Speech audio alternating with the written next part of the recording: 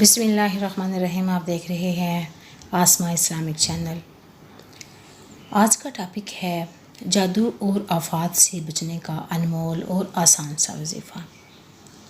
سورۃ البقرہ کی آخری 2 آیات ہیں. ان پر عمل کرنے سے، ان کو پڑھنے سے جادو اور آفات سے بچا جا سکتا ہے. آپ لوگوں نے روز اس پر عمل کرنا ہے اور اس کو زبانی یاد کر لینا ہے. اعوذ باللہ من الشیطان الرجیم. بسم اللہ الرحمن الرحیم.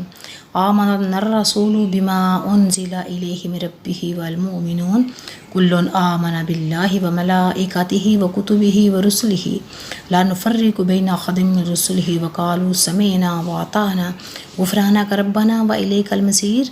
لا یکلف اللہ نفسا الا وسعها لها ما کسبت وعلیہا ما اکتسبت.